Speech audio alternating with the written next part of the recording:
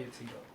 But that's my whole entire point. Why am I being loyal to a group of people? Why am I? So the issue here is that people are upset with him. What loyalty? What snitching got to do with loyalty? I just told you. Why? With me, roll with me, roll with me, yeah.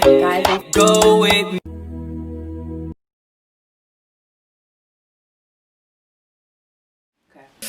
Hi guys, I'm Lovey and welcome back to my channel. Welcome back to My Tomato. So today we are going to be doing a very juicy video. So today's video we're going to be doing a debate, and this debate is going to be called What Would You Do? Okay, so we're going to be reacting and then we're going to answer the questions of what would you do in the specific situation. Okay, so first situation, where's my mom? Hey everybody. Let's introduce you. My husband, YPDMV. Oh yeah, y'all, don't forget to subscribe. Oh, sorry. Follow me on every platform. YP_DMV. That you stream a single, 10 toes down. I'm rolling around in the rose now. Jump into this video. So the first question for the debate of what would you do? We're gonna be talking about the Tekashi situation, which is our favorite because we always argue about this. So we're gonna be watching a few seconds of this clip, and I'm gonna put this clip up on the screen. This is the part that's coming up right here. So we're gonna listen to what he's saying, and he's supposed to be explaining why he's sinners. so like we all make mistakes, but my heart is for God, and that's the most important thing. Exactly. So that happened, and now I'm home, and I'm just trying to, like, my thing too, Angie, I want to ask you, right? And this is because a lot of people want to know. There's this street code, right? And there's rules to the street. All right, he's talking about that there's a street code and there are rules to these streets, all right? Do we agree? Yeah. All right. Sorry. like street fundamentals, right? Street rules, stand told. What if you have to think about street rules, what street rules? Loyalty, honor for snitching, right? No, Yeah. hold on, follow me. Everybody want to get on me for snitching, but where was the loyalty? Right. Have you ever heard of the? No, okay, y'all, this is my thing, right? I don't agree with snitching. However, I just feel like the nigga was in a fucking pickle. Like, come on now, like, you're supposed to be my man to help put y'all on. Y'all know what y'all role is. Y'all know what y'all doing. Y'all there for protection. Y'all not really my mans, but at the end of the day, I'm giving y'all money. Y'all have a job. Y'all supposed to do that, but instead, these niggas was scheming. Have you ever heard of the phrase, there's no loyalty amongst thieves? I heard that before, and I'm just saying, you can't fight fire with fire and say, oh, just because you did wrong, I'm gonna do wrong. But it just Is the gang life ever loyal though? What do y'all think? Is in gang life, a nigga's loyal? Let's hear it from a guy. What do you mean? He said loyalty normal in gang life. I would say yes, but it all depends on the person too. Cause wait, before you do it, somebody might have problems with somebody in the gang, and they might be just friends. You gotta think about it. A lot of these people was friends before they became gang. So a nigga might have a problem when a nigga might disrespect them or violate him. And when you're in a gang, you can't violate somebody without getting an order from a big homie. So watch you, big homie. Nigga take it amongst himself to violate somebody because of the situation between them two. Like I said, it be people, bro. People be snaking, faking, and all of that. So can you really expect loyalty from being in a gang? That's the game. I would say no, because it all depends on, because everybody has a motive. It depends what that person's motive is. So, Shotty in this situation, Shotty was a snake in this situation. I can't say he wasn't, because he was taking money, he was doing all types of shit. Right, he was doing mad. That's my thing, y'all. Like, my thing is that. But the thing about Tekashi snitching, just because Shotty did what he did, that doesn't mean you don't supposed to take the time, take the crime. But this is the thing. Why am I taking a charge for a group of people that was doing me dirty? Like, you're not talking about, okay, y'all, we're not talking about no 5 years, no 10 years. Like, I know it to be full of snakes and full of betrayal. Me and Akon made Locked Up Part 2, right? And Akon's verse. He said, everybody wants to talk the street code, but they only follow when it's convenient for them. So everybody wants to follow the street code, right? But if they was in my shoes, they would have did the same thing. There's no loyalty in the street. Remember that saying, the streets love nobody? You remember that saying? There's no loyalty with people that do this, but what an idiot wants the world to believe, right? Right? What the idiot wants the world to believe is to say, oh, these people could do you wrong, but stay loyal to them. Even though I wouldn't, I want you to, because I want to make it seem like I'm this hardcore gangster that would do different than what you did, because you know what you signed up for. I know what I signed up for. And I know that what I signed up for was to be loyal to these guys, but I expected loyalty back. You give what you get. You get what you give. So if I'm loyal to these guys, I respect loyalty. I don't go and Shadi had this girl named Quay. I don't go fucking Quay. I don't go taking money from your pocket. But this is my thing, and I paused it because my thing, y'all, is that if them niggas would have never did that, if Shadi, and I'm not even them niggas, if Shadi would have never been shiesty from the get-go, niggas would have never even been in the situation. And yeah, at the end of the day, Tekashi was doing too much. He was playing hot boy, he's playing, you know, I understand where people are coming from. Like, listen, if you gonna play that role that you're a fucking thug, then whatever comes with it, comes with it. But at the end of the day, it's like, yo, but he didn't know it was gonna come with niggas, his own niggas that he's paying, fucking stealing money from him, like, fucking his girl. Like, that's crazy to me. What loyalty, what snitching gotta do with loyalty, though? But that's my whole entire point. Why am I being loyal to a group of people? Why am I so the issue here is that people are upset with him. What snitching gotta do with loyalty? I just told you, why am I if I'm about to do 30 years and the fucking cops come to me and they on some shit like, yo, you do these 30 years or you feel me, you give me some info, what the fuck, I'm supposed to do 30 years for you?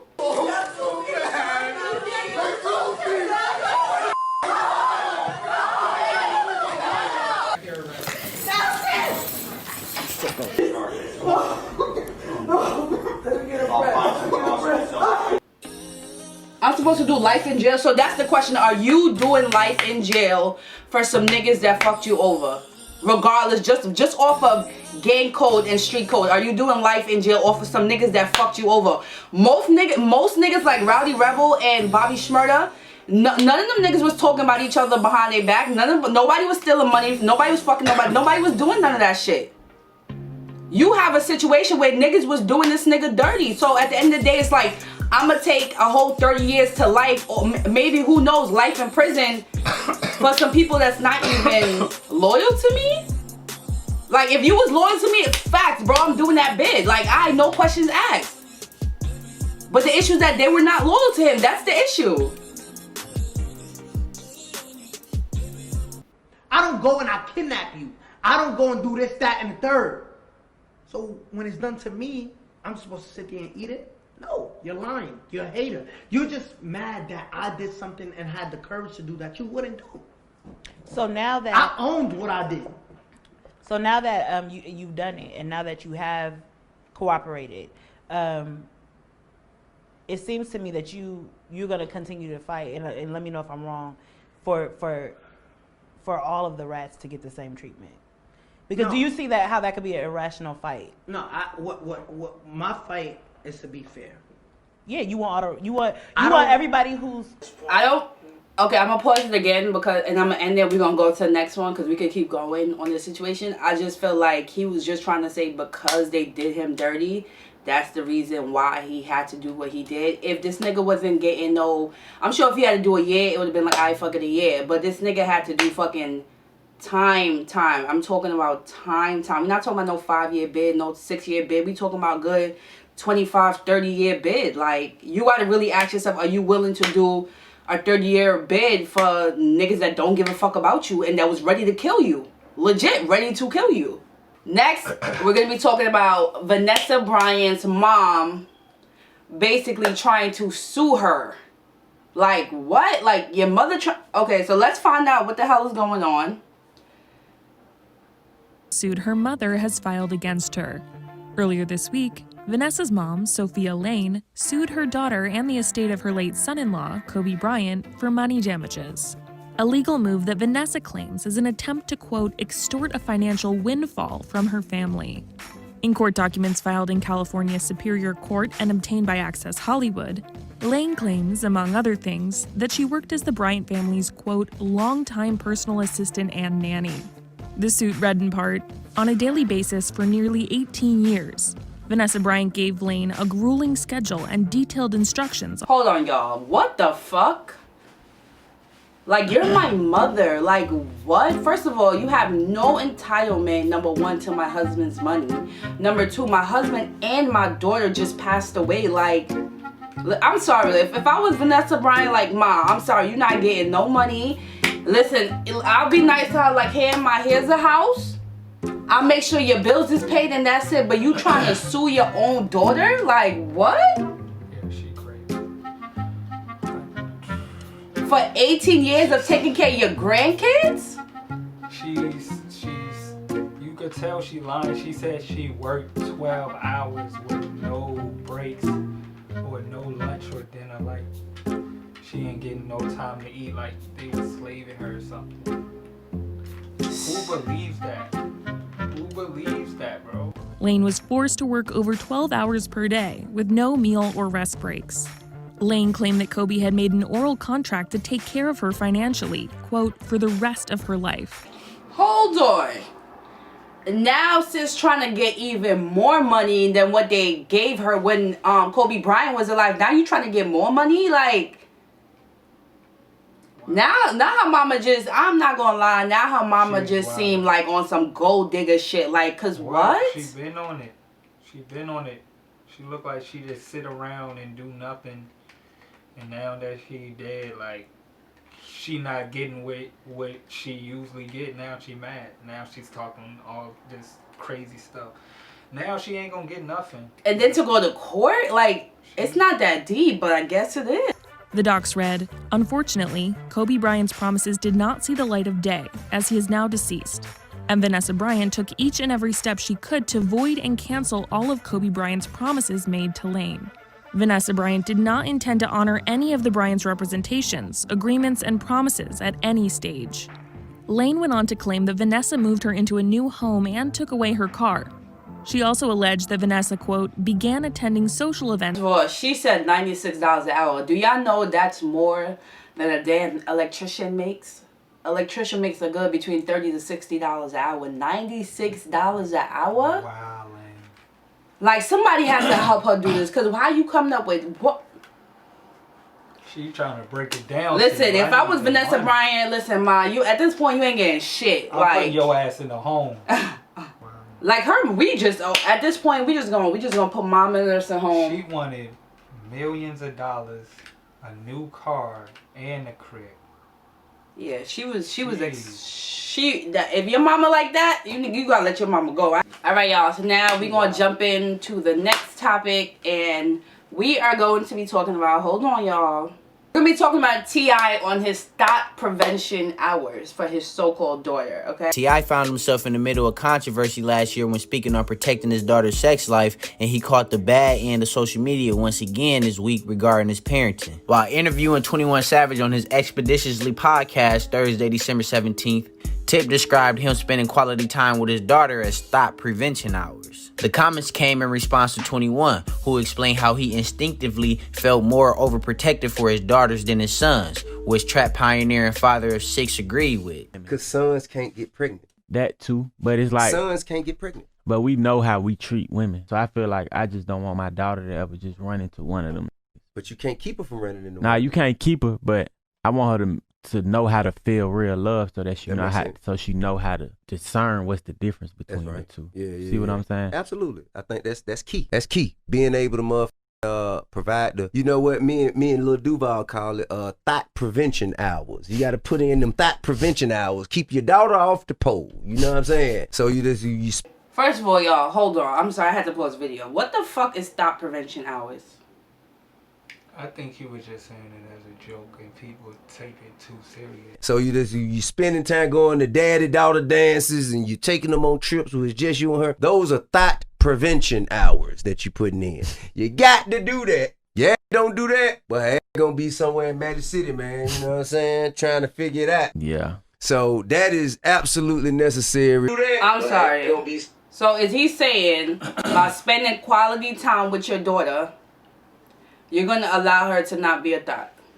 He's saying just like 21 Savage, you're just showing her this is how a woman should be treated or loved.